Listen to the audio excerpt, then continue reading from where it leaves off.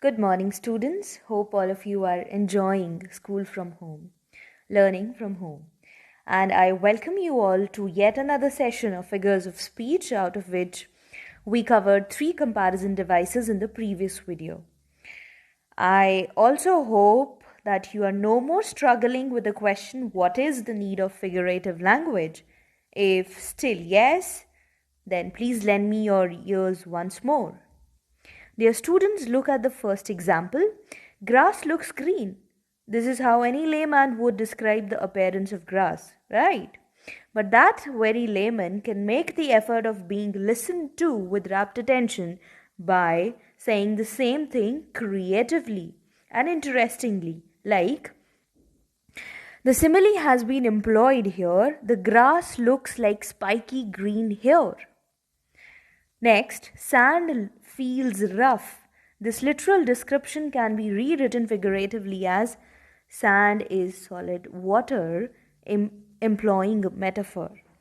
The flower smells sweet can be written interestingly as the flower has the sweetest smelling petals in the world, employing hyperbole or exaggeration. Next, grasshoppers make a high pitched noise. Here, the grasshoppers have been personified by treating them as fiddlers. Grasshoppers are fiddlers who play their legs. So, dear students, the bland expressions here have become interesting and colorful by employing the figurative language creatively, isn't it? So, now here is the stanza before you. So you are required to read it and identify the poetic device, figures of speech used in the third line. I'll read it for you. Custard the dragon had big sharp teeth and spikes on top of him and scales underneath, mouth like a fireplace, chimney for a nose, and really, truly, daggers on his toes. Figures of speech in the third line.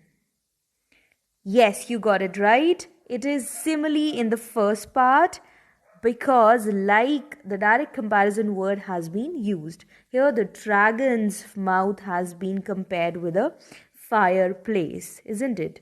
Where we burn the fire, where fire is burning, and we sit around it in order to warm ourselves. Whereas the dragon, at the same time, you must have seen in pictures that they seem to be spitting out fire from their mouths, isn't it? So that is why, based on that likening, it has been used here. Now, what about chimney for a nose? I hope that all of you are very sure that this is not the employment of simile. Then what is it? Dear students, this is another way of using metaphor. This is also metaphor, although there is no A is like B here, so there is a deviation from that formula. But if you look at it carefully, you will be able to understand that the nose of dragon has been compared with the chimney. What is the functionality of nose? We breathe in, we breathe out, and similarly chimney is also used to pass out the smoke, isn't it? So based on that commonality, the nose of the dragon has been metaphorically treated as a chimney here. I hope you've understood it. There's another stanza before you. Again, you need to identify the usage of metaphor here. I'll read it. Never shall a young man, thrown into despair by those great honey-colored ramparts at your ear. Ramparts are the huge walls constructed around a castle or a palace in order to, from protection point of view, love you for yourself alone and not your yellow hair. So, students, if you are thinking that those great honey-colored ramparts is the answer to the question, then yes, you are absolutely right.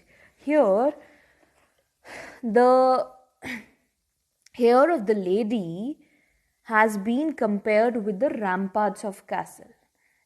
Just like the ramparts, her hair also protects her face from being seen fully. That is why this is how it is the usage of metaphor. I hope you've understood it, but then, students, you need to read a lot, relate with the figures of speech, rise and shine, therefore, and don't forget to raise others as well, your friends, those who haven't been able to understand. So, read, relate, rise and shine, and raise. She sells seashells by the seashore. Yes, it is a tongue twister, isn't it? So, what is this tongue twister doing here? Am I going to give you this tongue twister? No, no, no, no. Let us not play the game right now. But you need to understand another figure of speech known by the name of alliteration, which is nothing but play of sounds. So, just like you saw in case of she sells tongue twister, it is the same sound. There is a repetition of, mind it, consonant sounds, that too only at the beginning of words in a line of a stanza. 7 silver swans swam silently seaward. Beginning of the words, sir sound, which is a consonant sound, is getting repeated. So, this indeed is the lawful example of alliteration. Peter Piper picked a peck of pickled peppers. Per, consonant sound, repeating at the beginning of the words. Sally sells seashells by the seashore. Again, the same thing. Next, it's common sense. Be calm with confidence. Even this sentence has got alliteration hidden inside it. The repetition of k sound, common, calm, and confidence. I hope it's clear. Now, students, in addition to alliteration, we have two more devices which also employ the play of sounds. The second one being consonance. So it's very easy to understand because here it refers to the repetition of consonants again, but not at the beginning of the words, because that slot has been filled by alliteration. So now the repetition of consonant sound is either in the middle or at the end of the words in a line of a poem. For example, mammals named Sam are clammy. Here m sound, you can see the sound has been highlighted in the middle as well as at the end. So this repetition of sound, it gives a very pleasing effect to ears, isn't it? Curse bless me now, with fierce tears I pray. Now here you see that it is not imperative that the letter also has to be same. You need to pay attention to the sound only. If the sound, even if the letters are different, if the sound is being repeated, then obviously it will be considered as an example of consonants, like curse bless me now, sir sound, with fierce tears I pray. So that is the rightful usage of consonants. Moving on. So you can see that blank and think, sent and went, dawn goes down, sorrow and borrow, right? Moving on to the next device having play of sounds, let us see what is it. It is assonance, students, and it is the repetition of vowel sounds now. For example, he saw the cost and hauled off. Here you can see that the sounds have been made bold also. It is the repetition of aw sound. Saw, cost, hauled off. Right? Here there is no hard and fast rule whether at the beginning, in between, or at the end. Will she read these cheap leaflets? Now here E, sound of E has been repeated. The snow in the rose garden groaned. Now O, sound of O is getting repeated. So it is really very interesting, isn't it?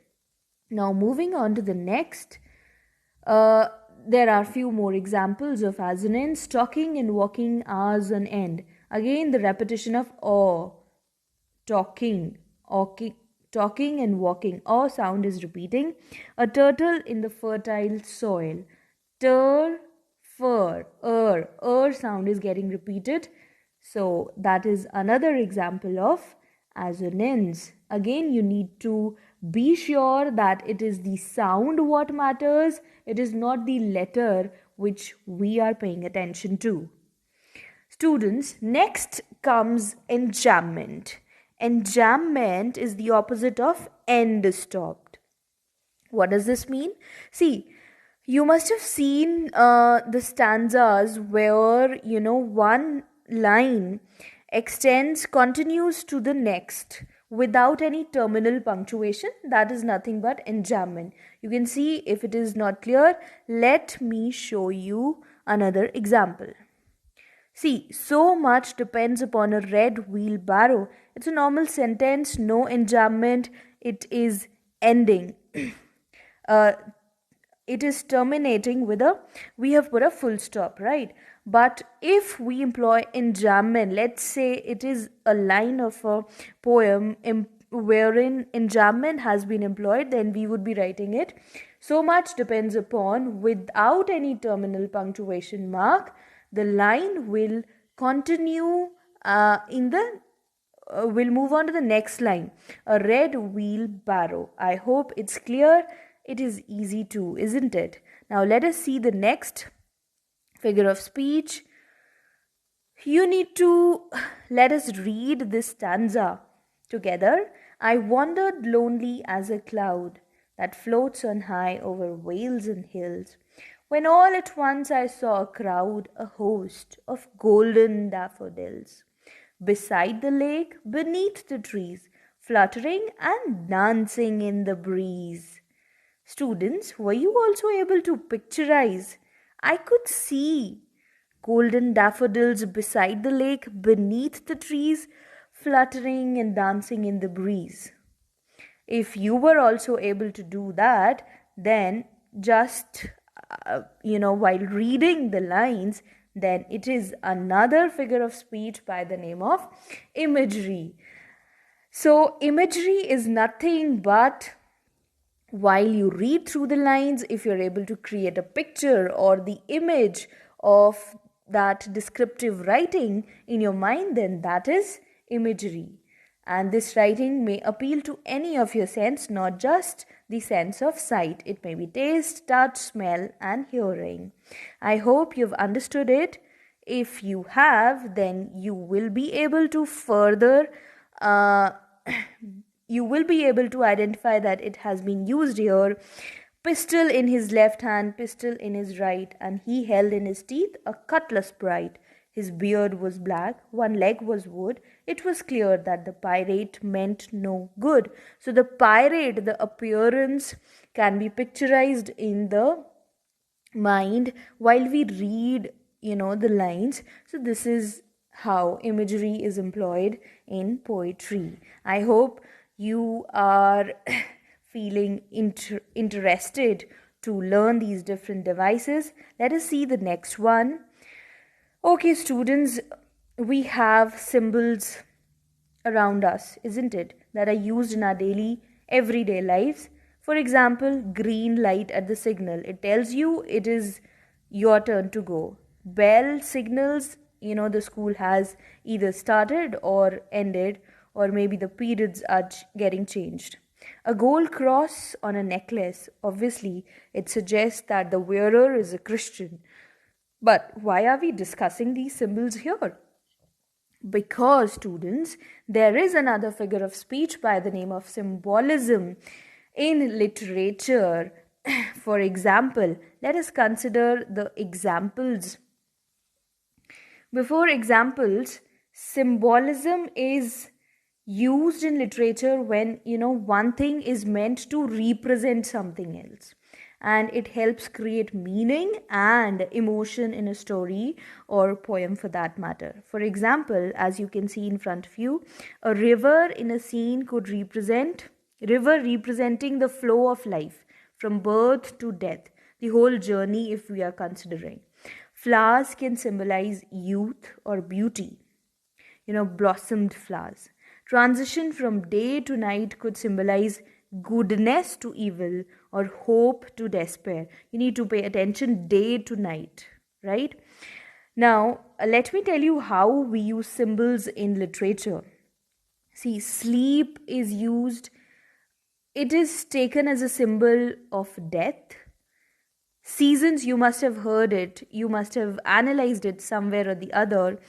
The spring season is taken to be the symbol of youth. Summer is taken to be the prime of life. Autumn is taken as the symbol of middle age, and winter is taken as the symbol of old age. Moreover, darkness is always associated with something evil, magic, or the unknown, mystery, isn't it? So this is how we use different words as different symbols in literature. Now, last but not the least of the figure of speech that we're going to discuss today, it is Synecdoche. Yes, you heard it, right? Synecdoche, wherein a part of something is used to refer to the whole of that thing. What do we mean by that? You can see the example. Do you like my new wheels? If somebody asks you this question, don't start looking for wheels. New wheels refer to the new car, okay? Let us see some more examples. I have 4 mouths to feed at home. Here, 4 mouths refer to 4 people. The strings were praised for their excellent performance. So the strings of violin, that means we are talking of obviously performance. Who gave the performance? The violinist, right? So that is what is being referred. And new wheels we have already considered. I hope you have understood all these figures of speech, but do remember, revision is the key to success. Thank you and have a good day, students.